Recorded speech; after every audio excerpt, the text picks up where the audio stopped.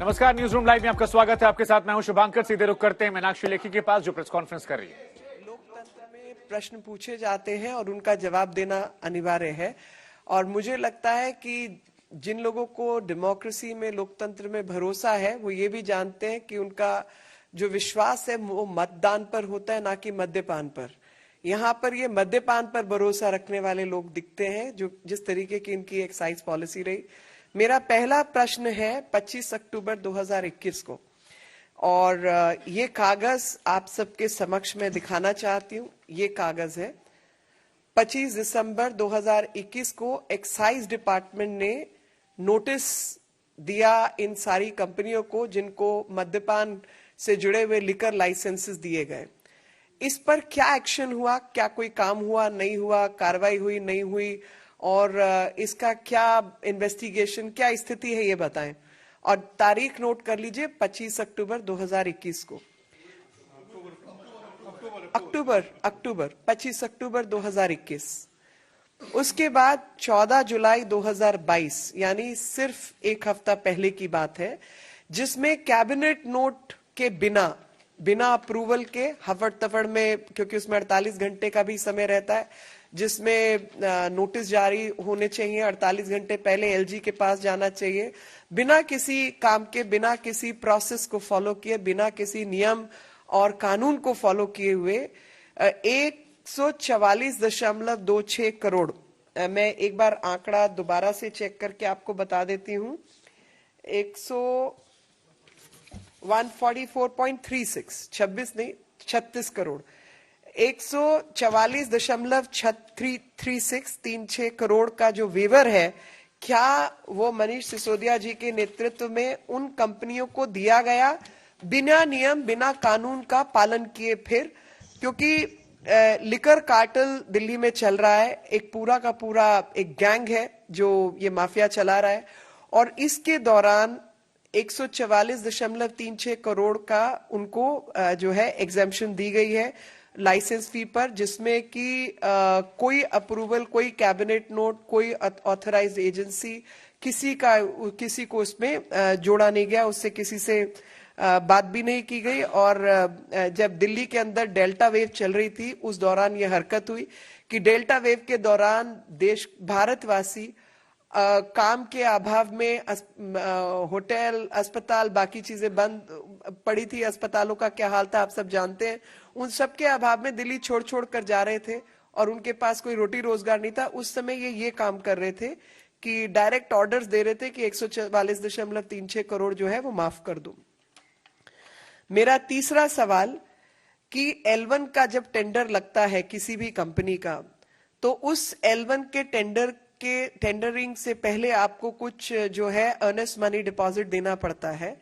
वो earnest money deposit जो है 30 करोड़ का दिया गया एक कंपनी द्वारा, और उस 30 करोड़ के अर्नेस्ट मनी डिपॉजिट को अगर L1 की प्रोसेसेस को फॉलो नहीं किया, अगर no objection certificate airport authority का चाहिए था, कुछ और चाहिए था, आप वो काम नहीं करके आप अपना सरेंडर कर देते हैं, तो जो आपका अर्नेस्ट मनी डिपॉजिट है वो फोरफीट हो जाता है, वो सरकारी खाते में, खजाने में चला जाता है।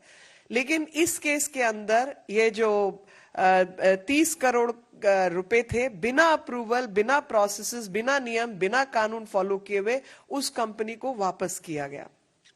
मेरा चौथा सवाल कि 50 रुपए जो विदेशी अल्कोहल है और खासतौर पे बियर, तो 50 रुपए पर केस की एग्जेम्पशन जो है वो एग्जेम्पशन दी गई बियर के केसेस पर जो इंपोर्टेड लिकर था, विदेश से आने वाला जो अल्कोहल था, लिकर था, उसके ऊपर 50 रुपए पर केस की एग्जेम्पशन, बिना किसी अप्रूवल के, बिना किसी कैबिनेट नोट के, बिना किसी ऑथराइज्ड एजेंसी के, बिना एलजी को सूचित किए, ये 50 रुपए भी पर केस कम किया गया, जिसकी वजह से जो दिल्ली की जनता है, उनके जो टैक्स के फायदे थे, जो उनको पैसा आना था, वो सब जो है जनता के पैसे का लगातार नुकसान किया गया। इसके बाद जो एक ब्लैक लिस्टेड कंपनी है खाओ गली नाम की जो ब्लैक लिस्टेड कंपनी है, उसको इन्होंने 2 जोन्स के ठेके दिए हैं। 2 जोन्स के अंदर ब्लैक लिस्टेड कंपनी को ठेका कैसे दिया, इसकी भी एक्सप्लेनेशन ये केजरीवाल जी तथ्यों के साथ दें तो हम सबको ईमानदारी का सर्टिफिकेट असेस करने में मदद होगी। एक कार्टलाइजेशन जो है टेंडरिंग प्रोसेसेस के अंदर कार्टलाइजेशन बंद होती है कि हम 4-5 लोग तय कर लें आपस में कि हम 4-5 कंपनियां फ्लोट करेंगे और उसी के आधार पर मिलजुल के हेराफेरी करके हम इकट्ठे टेंडरिंग में उतरे और टेंडरिंग प्रोसेस में कि इसको मिले तो मैं पार्टनर, मेरे को मिले तो ये पार्टनर, इस तरीके की जो चीजें हैं वो अवैध है, इलीगल है, गैर कानूनी है। लेकिन आपको हैरानी होगी कि इस सारी जो लिकर पॉलिसी है जिसके अंदर सब धांधलेबाजी हुई है, उसके अंदर कार्टलाइजेशन की प्रोसेस जारी थी। मंगूटा एक कंपनी है, वो मंगूटा कंपनी एक इंडोस्प्रिट और एक खाओगली, ये 3-4 कंपनियों की कार्टलाइजेशन के बाद ये काम हुआ और इन सब के पीछे श्रीनिवास आलू रेड्डी का जो है एमएसआर का क्या लेना देना है, कितने पैसे लगे, क्या है, इसकी अगर वो ब्यौरा देंगे तो जनता को सहूलियत होगी ईमानदार का सर्टिफिकेट असेस करने में। तो आज जो है हम यही बताने आए हैं कि इन सब इलीगल गैर कानूनी चीजों को लेकर जिस तरीके की धोखाधड़ी दिल्ली की जनता के साथ हुई है और जो बहुत बड़ा जो है स्कैम ही कहेंगे, उसका ब्यौरा जो है तथ्यों के आधार पर अगर केजरीवाल जी देते हैं तो हमें जो है सहूलियत हो जाएगी। और इनको ऐसी आफत क्या आई कि इनको अर्जेंट नोट सर्कुलेट करना पड़ा बिना 48 घंटे का नोटिस दिए, क्योंकि कोई भी पॉलिसी नोट है उसमें कोई मरने जीने वाला नहीं, कोई आग नहीं लगी, कोई आपदा नहीं आई, कुछ नहीं हुआ, तो 48 घंटे के नोटिस के बिना एजेंडा सर्कुलेट किए हफड़ तफड़ में इनको ये कागज क्यों साइन करने पड़े, और ये जरा हम सबको बता दें। तो बेसिक जो हमारी बात है वो यही है कि जो अल्कोहल के ऊपर, लिकर के ऊपर टैक्सेस लगते हैं, वो टैक्सेस जनता के काम आने वाला पैसा है, लेकिन इन्होंने लगातार लिकर कंपनियों को, माफिया को फायदा पहुंचाने के लिए नियम कानून का उल्लंघन करते हुए कुछ निर्णय लिए हैं और सीधे सीधे तौर पर वो लाइसेंसेस, वो निर्णय जो है उससे जो है जनता का नुकसान हुआ है, जिसमें वेवर ऑफ फीस इत्यादि इन्होंने दिया है। अब इसी बात को मैं जो अंग्रेजी चैनल्स हैं उनके लिए कहना चाहती हूँ कि in a non conforming manner and even wards, मैं डिटेल में नहीं जा रही, ये सवाल मैंने पूछ लिए है, एक वार्ड के अंदर 2 ठेके खोलने का, फिर 2 से अधिक खोलने का, उसकी भी कोई परमिशन नहीं थी, वो भी इन्होंने काम किया है। जो पीनल एक्शन जिन लोगों के खिलाफ होना चाहिए था वो पीनल एक्शन नहीं लिया गया, क्योंकि उनके जो पेट लाइसेंसेस है वो कैंसिल होने चाहिए, वो नहीं हुए। जो स्कूल आदि हैं उनके आसपास ठेके खोलने का, मार्केट प्लेसेस जहां पे महिलाएं, और जैसे साउथ एक्स मार्केट है, कोटला में ऑलरेडी एक ठेका चलता था, एक और इन्होंने खोला, जनता की हाहाकार मची, महिलाओं के ग्रुप, सिविल सोसाइटी और सबने इसका जो है विरोध किया। बावजूद उन तमाम चीजों के इन्होंने अपनी लाइसेंसिंग पॉलिसी नहीं बदली और जो नुकसान हुआ वो देश की जनता और दिल्ली की जनता का हुआ, क्योंकि इन्होंने लिकर माफिया को लाभ पहुंचाने के लिए जो है पॉलिसी जो है उसको इम्प्लीमेंट किया।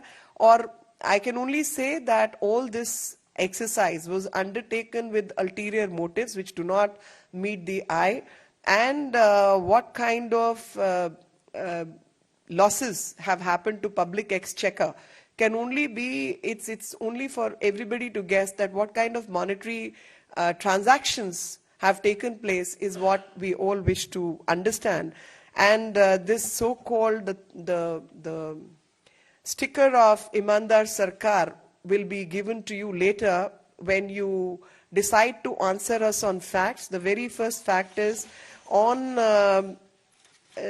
25th October 2021, this was a notice issued by Excise Department of Delhi to the companies concerned who were part of the cartelization process in tendering process itself. What happened to this notice? What action was taken? What investigation happened? Whether any action was taken or not undertaken is what we want to understand. And please answer specifically pertaining to the notice and don't talk about Imandar Beiman Sarkar. The second question is on 14 July 2022, 1 week ago, without a cabinet note, without an approval, 144.26 crore was waived off from the liquor cartel.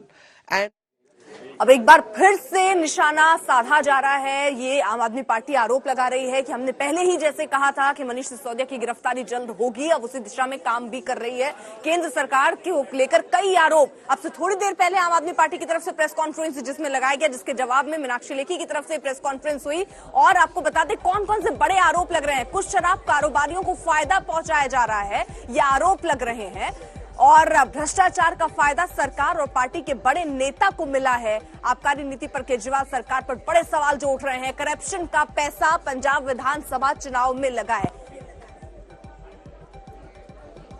तो नीति बदलकर दिल्ली के खजाने को चूना लगाया है, ये भी बड़े आरोप उन पर लग रहे हैं। ये पूरा मामला समझने के लिए सीधे रुख कर लेते हैं हमारे सहयोगी आशुतोष का। बिल्कुल अर्पिता, बहुत बहुत धन्यवाद। देखिए, दरअसल उपराज्यपाल ने जैसे ही आबकारी नीति की सीबीआई जांच की सिफारिश की, उसके बाद से केंद्र सरकार और आम आदमी पार्टी की सरकार यानी आमने सामने आ चुके हैं और तमाम आरोप लगाए जा रहे हैं। लेकिन ग्राफिक्स के माध्यम से आपको बता दें कि क्या अभी चल रहा है। देखिए, आप नजर डालिए क्योंकि अपने आप में बहुत महत्वपूर्ण है। सबसे बड़ी बात यह है कि केंद्र सरकार पर निशाना साधते हुए अरविंद केजरीवाल ने कहा है कि देखिए, आम आदमी पार्टी जो दिल्ली में अभी विकास कर रही है उसको रोकना चाहती है केंद्र सरकार, और साथ ही अगली कड़ी की अगर बात कर ले तो उसमें सावरकर और भगत सिंह को भी बीच में लेकर आया गया। उन्होंने कहा कि सावरकर के औलाद हैं जो कि ब्रिटानी हुकूमत से इन लोगों ने माफी मांगी, और साथ ही क्योंकि यहां पर मुझे भी कुछ दिखाई नहीं दे रहा है इसलिए मैं इस बातों को आखिर लेकर जा रहा हूं क्योंकि अपने आप में बहुत बड़ी बात है। इसको लेकर सीधी सी अगर बात करें तो भारतीय जनता पार्टी और आम आदमी पार्टी की सरकार एक दूसरे के सामने यहां पर खड़ी है। वार पलटवार लगातार जारी है, प्रतिक्रिया हमें देखने को मिल रही है। लेकिन सबसे बड़ी बात कि अरविंद केजरीवाल दिल्ली के मुख्यमंत्री क्या कुछ कहते हैं यह भी आपको हम सुनवाएंगे। लेकिन यह बड़ी खबर, और बिल्कुल वीर सावरकर और भगत सिंह को बीच में लेकर आ गए हैं अरविंद केजरीवाल। कहते हैं कि वो सावरकर की औलाद हैं, उन्होंने माफी मांगी थी ब्रिटानी हुकूमत से, लेकिन हम भगत सिंह की औलाद हैं, हमें चाहे फांसी पर चढ़ा दो, जेल में भेज दो, हम डरने वाले नहीं हैं। मैंने तो आपको 3-4 महीने पहले ही बता दिया था। इनके लोगों ने हमें बताया था कि मनीष जी को ये गिरफ्तार करने वाले हैं, जल्दी गिरफ्तार करने वाले हैं। 3-4 महीने पहले बताया था। मैंने प्रेस कॉन्फ्रेंस करके उसके बाद अपने कई भाषणों में, असेंबली में मैंने कहा था कि ये मनीष को गिरफ्तार करने वाले हैं। तो 3-4 महीने पहले जब इनके लोगों ने मुझे बताया कि मनीष जी को गिरफ्तार करने वाले हैं, मैंने कहा मनीष ने क्या कर दिया, क्या केस है? तो उन्होंने बताया अभी कोई केस नहीं है, कुछ मिला नहीं है, ढूंढ रहे हैं, कुछ बना रहे हैं। तो अब हमारे देश के अंदर एक नया सिस्टम लागू किया गया है। पहले यह तय किया जाता है कि किस आदमी को जेल भेजना है और फिर उसके खिलाफ एक मनगढ़ंत झूठा केस बनाया जाता है और उसे जबरदस्ती जेल भेजा जाता है। एक नया सिस्टम हमारे देश के अंदर अब लागू हुआ है। जो जो ये आरोप प्रत्यारोप लगाए जा रहे हैं, मैंने सारा अभी चेक कराया। पूरा का पूरा केस बिल्कुल झूठा है, बिल्कुल झूठा है। उसमें रत्ती भर की भी सच्चाई नहीं है। मैं मनीष सिसोदिया को 22 साल से जानता हूं। जेल से हमें डर नहीं लगता। तुम लोग सावरकर की औलाद हो जिसने अंग्रेजों से माफी मांगी थी।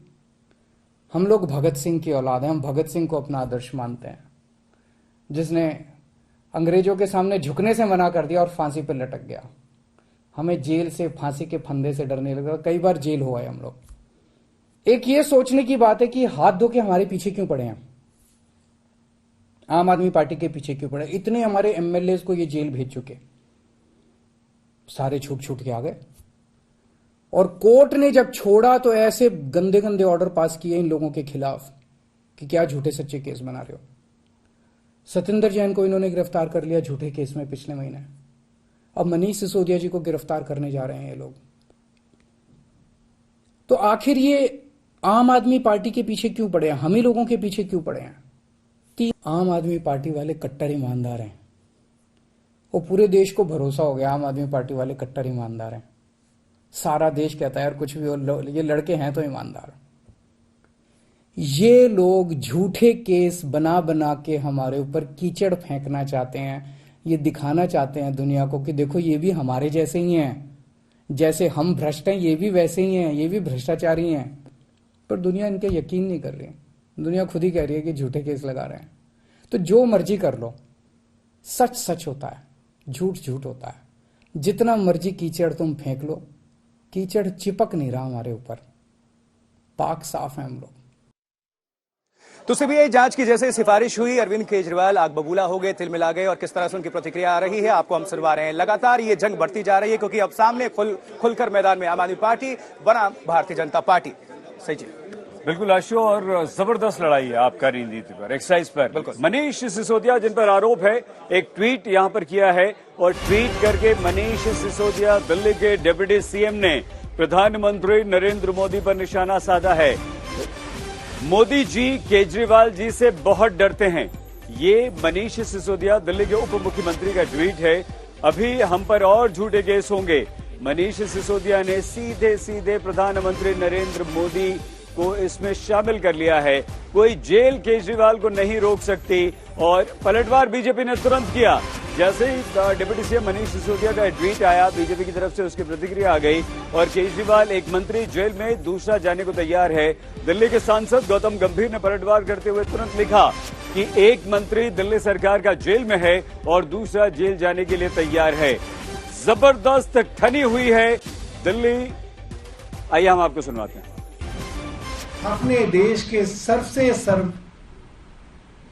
सर्वाधिक जाने जाने वाले और प्रसिद्ध उप मुख्यमंत्री शिक्षा मंत्री मनीष सिसोदिया जी को फंसाने के लिए ये काम किया जा रहा है। अरविंद केजरीवाल जी कई बार ये बात पहले कह चुके हैं। इस बात की अफवाह काफी दिनों से चल रही है कि अब सत्येंद्र जैन के बाद मनीष सिसोदिया जी को किसी भी तरीके से किसी भी मामले में फंसाने की कोशिश जो है केंद्र सरकार करेगी, और ये आपके सामने है। और मैं एक बात और बता दूं, इस तरीके के अभी और बहुत सारे मामले जो हैं केंद्र सरकार निकालेगी। सारे के सारे अफसरों को केंद्र सरकार ने इस काम पे लगाया है। कहीं से भी कुछ भी ढूंढो। बोला है अभी आम आदमी पार्टी की सरकार कहाँ रही है अभी? अब तो ये ठेकेदारों की सरकार हो गई है। और सिंगापुर, वहां पर क्या सिंगापुर जाके भी खालिस्तानियों की एंट्री करवाना चाहते हैं अरविंद केजरीवाल जी, जिस तरीके से पंजाब में करवाई है। जब कोविड के समय जब राशन की जरूरत थी तो कितने माइग्रेंट लेबर्स को दिल्ली से बाहर भगाया गया। उसके बाद जब ऑक्सीजन की कमी थी तो राजनीति करी। उस वक्त पे ठेके खोल के सिर्फ पैसे कमाने की कोशिश की जा रही थी, और उस समय भी इनको पैसे कमाने की पड़ी थी जब देश को एक इंसानियत की जरूरत थी। तो ये आम आदमी पार्टी अब हटा के नाम अब ठेकेदार की सरकार कर देनी चाहिए, क्योंकि ठेके वालों की तो सरकार है ये। वो मंत्री जो पूरे देश में शिक्षा की क्रांति लाए, जिनका डंका आज देश में नहीं विदेशों में बज रहा है, उस उप मुख्यमंत्री को फंसाने के लिए ये सीबीआई की इंक्वायरी केंद्र सरकार के इशारे पर हमारे एलजी साहब ने रिकमेंड की है। और बड़े शर्म की बात है कि हजारों करोड़ रुपए लूट के लोग विदेश चले गए। नीरव मोदी चले गए, ललित मोदी चले गए, विजय माल्या चले गए। केंद्र सरकार ने भगा दिया उन्हें। एक मंत्री जेल में, दूसरे जाने की तैयारी में, और तीसरा जो सिंगापुर जाना चाहता है वो खालिस्तानियों की एंट्री करवाना चाहता है। तो खालिस्तानी ठेकेदार ये अपने आप को दिल्ली का बेटा कहते थे कि जब कोविड के समय जब ठेके खोले थे, जब बड़ी बड़ी लंबी लाइनें लगाई थी, जब शराब बेच रहे थे, तो सिर्फ यही नीयत थी कि अपने जो लिकर माफिया है उसको किस तरीके से अनड्यू एडवांटेजेस दी जा सकती थी। तो इस तरीके का ये आम आदमी है कि जहाँ पर दिल्ली की कोई इनको चिंता नहीं है, सिर्फ पैसे कमाने हैं, खालिस्तानियों की एंट्री करानी है। और अपना जो मॉडल है, कभी एक बार सवाल उनसे भी पूछिए कि मॉडल क्या है दिल्ली में? एक नया स्कूल, नया हॉस्पिटल, नया कॉलेज नहीं, एक जन रसोई नहीं, कोई इंफ्रास्ट्रक्चर पे डेवलपमेंट नहीं, कोई फ्लाईओवर नहीं। तो मॉडल क्या बताना चाहते हैं वहाँ पर? स्कूल की हालत जाके देखिए आप, हेल्थ इंफ्रास्ट्रक्चर की हालत जाके देखिए आप। तो सिंगापुर सिर्फ अपनी इमेज फिर से सुधारना चाहते हैं, फिर विज्ञापन देंगे, बड़े बड़े विज्ञापन लगाएंगे कि जी मैं सिंगापुर गया, मैंने दिल्ली का मॉडल बताया वहाँ पर। सच्ची दिल्ली का मॉडल एक ही है कि ठेकों की सरकार है। आबकारी नीति पर दिल्ली और केंद्र सरकार आमने सामने। आगे आपके साथ होंगे शुभांकर। देखिए, इस खबर से लेकर कई और खबरें जिन पर आपकी नजर होनी चाहिए, हर खबर से करेंगे बाखबर, लेकिन फिलहाल वक्त आज तक पर एक बहुत छोटे से ब्रेक। आज तक HD, सबसे तेज, सबसे ज्यादा, पावर्ड बाय ईबिक्स कैश, हर खुशी के लिए काफी है। क्रेडिट स्कोर लो है और क्रेडिट कार्ड चाहिए? कोई नहीं, समझो मिल गया। पैसा बाजार स्टेप अप कार्ड एक ऐसा यूनिक क्रेडिट कार्ड है जो हो सकता है सबके पास। बनवानी है तो बस एक FD, पाएं FD पर बेस्ट रिटर्न्स और अपनी क्रेडिट लिमिट खुद डिफाइन करने का मौका। पैसा बाजार स्टेप अप कार्ड होगा सबके पास।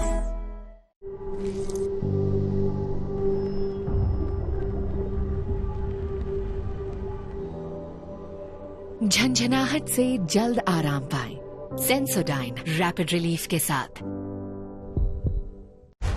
इस समय पूरी दुनिया में लोग कंफ्यूज्ड हैं। वो समझ नहीं पा रहे हैं क्या सही है, क्या गलत है, क्या सच है, क्या झूठ है। और ये स्पष्टता हम आपको अपने इस नए शो में देंगे। सब कुछ ब्लैक एंड व्हाइट में बताएंगे। इस शो में मेरे बालों के अलावा कुछ ग्रे नहीं होगा। हर खबर ब्लैक एंड व्हाइट की तरह बिल्कुल स्पष्ट होगी। अरे मनीष जी, आप समझ नहीं रहे हो, 2 महीने से घर खाली पड़ा हुआ है। घर रेंट पे देना है और ये अब तक ब्रोकर के पीछे पड़ा हुआ है। और मैंने नो ब्रोकर पे बिना ब्रोकरेज के एक अच्छा टेनेंट ढूंढ भी लिया। भला हो उस रिलेशनशिप मैनेजर का, सारा काम तो उन्होंने ही कर लिया।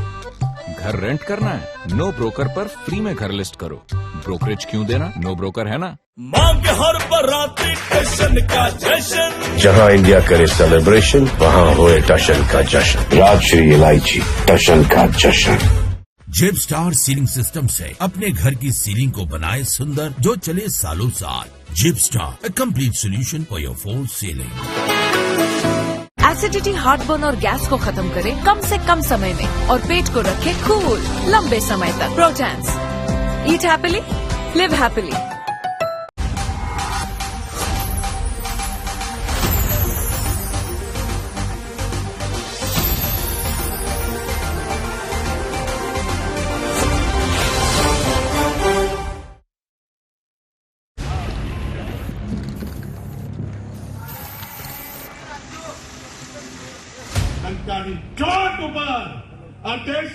प्रधानमंत्री एम कहता था क्या हिंदुस्तानी तिजोरी पर सौથી पहलो अधिकार मायनो।